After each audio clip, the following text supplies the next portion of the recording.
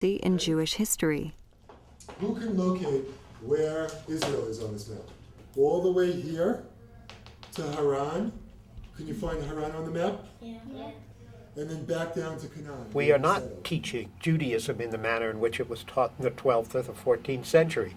We need to teach Judaism so that it is consonant with what we know about ourselves, about our history, about the meaning of our texts. So Jewish education today is broader, it's deeper, it's richer, it is filled with many more perspectives.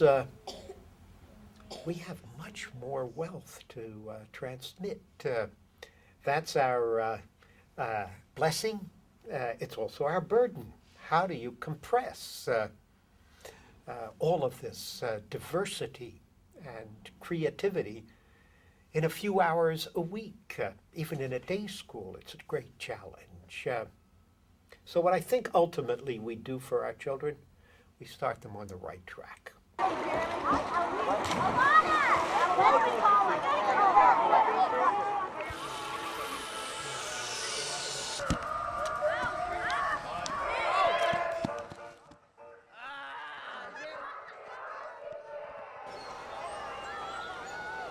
This is Ramah Darom in Clayton, Georgia, one of the Ramah camps around the nation sponsored by the conservative movement. For many parents, Jewish camping is the ultimate Jewish educational experience. It's fun, informal, immersive, and creates what is rarely available to most children, a totally Jewish community.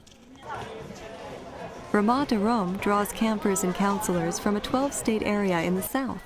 And like all Jewish summer camps, its campers and former campers speak very highly of their experiences here. I'm in Jewish education because of my experiences at Camp Ramah. Camp definitely had a big influence on me choosing to become a rabbi.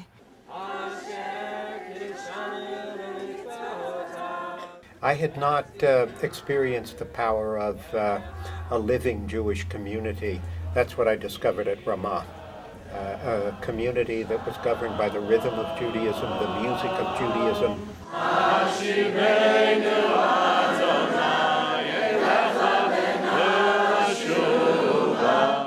At Ramah, we live Judaism 24 hours a day. That impressed me deeply. In a place like Ramah Darom or the other southern Jewish camps, you get to live 24/7 a Jewish experience that you don't really get at home. And you kind of learn through osmosis in a way that you can't outside of camp. You get to experience daily prayer, hearing Hebrew all the time. I mean, hearing Hebrew on the street in Alabama is very rare. It has happened on occasion, but it is very rare. The great advantage of good informal education is that it addresses the whole human being. Book learning addresses just a fraction of who we are. But living the culture, the values penetrate through all our senses. Hearing, feeling, all of them. What's Jewish about playing softball? Nothing. There's nothing Jewish about swimming in the pool. What added the element is that the role models, the same one who was showing you how to bat, was also explaining what these words in Hebrew meant. I have 9-year-old girls. With that age, you're also like a parent in a way for 8 weeks or however many of camp. And, so you have to take an automatic leadership role in nurturing these children and loving them. Hallelujah. Wicked. It means so much to feel connected to a camper and see them take those steps as a person, but also as a Jew. And, learn more Hebrew, understand, more text in the Torah, and do all of that. The base component is that the child feel that environment, whether it's a classroom or a youth group or whatever it is a place that is caring, that is a community, that the child feels comfortable, that the child feels valued, and that caring community then forms the basis for all of the values education that's going to come next. The focus there really is on trying to build that sense of positive growth, of connectedness.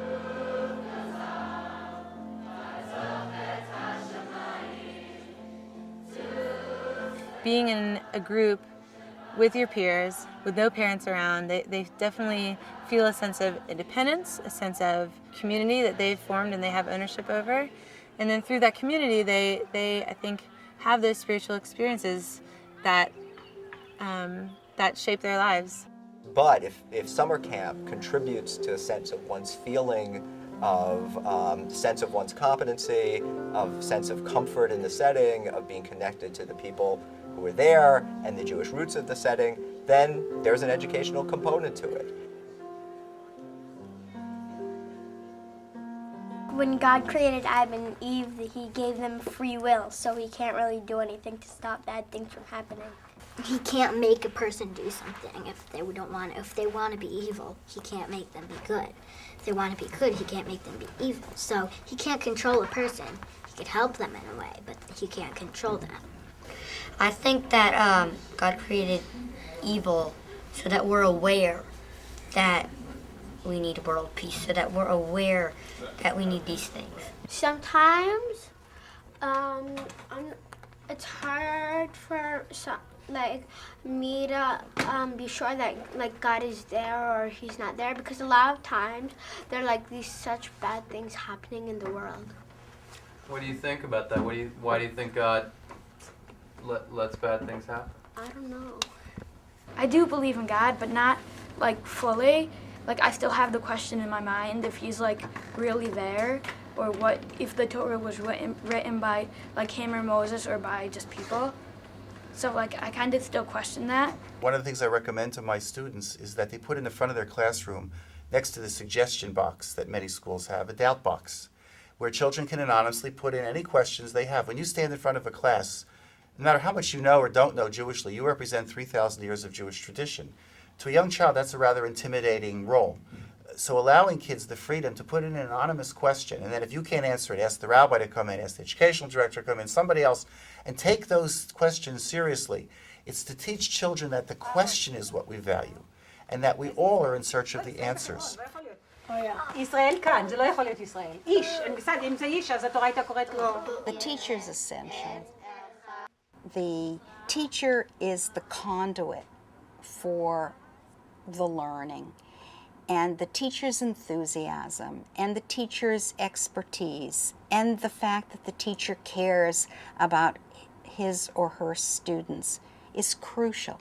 We all know that. We all know that when we were in college, it did not matter what the subject was. We chose our courses by virtue of who was teaching them. Well, why shouldn't that apply for kids who are 4 to 12 years old?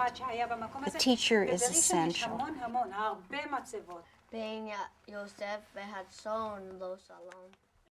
The William Davidson Graduate School of Jewish Education at the Jewish Theological Seminary is one of the institutions dedicated to raising the level of Jewish education through research, curriculum development, and professional training of the next generation of Jewish educators.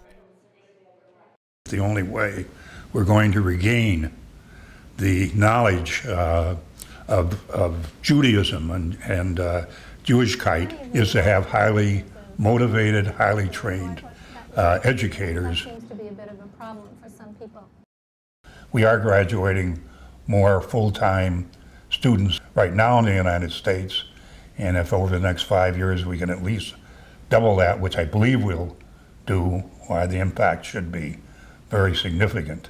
It looks like there are many roads to the palace, that college-age kids who find Judaism compelling, who pray, whether it's personal prayer or public prayer, who read Jewish books, who continue to study.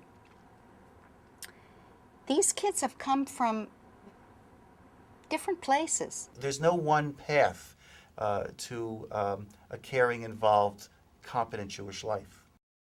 A good synagogue school with a Ramah camp can be just as powerful, a change agent, as a wonderful day school. And a wonderful day school can teach a level of text knowledge and competency in Judaism that will serve a child well into adulthood and make them a serious adult Jew.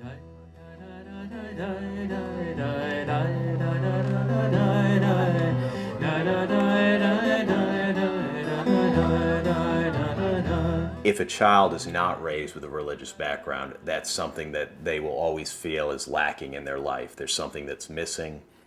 And I think sometimes parents might say, well, we won't do anything, and when they're old enough, they can decide on their own.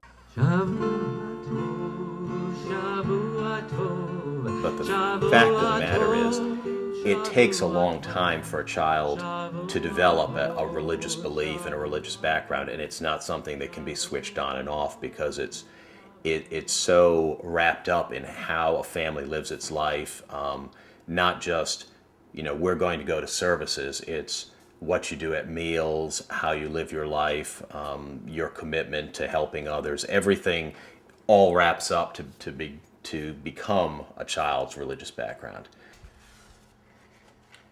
Teaching children the power of Jewish ritual to bring order into what could be a chaotic situation is one of the most important things that adults can do for their children. Children need regularity. The lighting of candles Friday night may seem a quick, simple ritual, but a child who knows that that's what goes on in their home every Friday night will have that as a marker, a measure of stability in their life.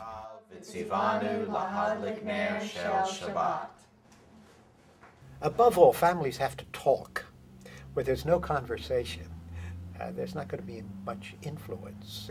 One of the great contributions that the ritual of Judaism makes is that it creates moments for conversation. All right, Katie, you can say a blessing over your punch if you want to. Which one is that? When you sit around the Shabbat table on Friday night, you've stopped the clock, and that creates an opportunity for conversation, for raising some of the issues that you'd like your kids to think about. Every human being needs to have a place on which to stand. Without a foundation, we're not going to make it. The purpose of a culture is to give us, as I said before, an instrument for finding our way. Judaism works for us. It has worked for Jews for more than 3,000 years. It has a good track record. So why not keep it alive? Why not enrich the lives of our children with that which we hold dear, with that which has worked for our ancestors?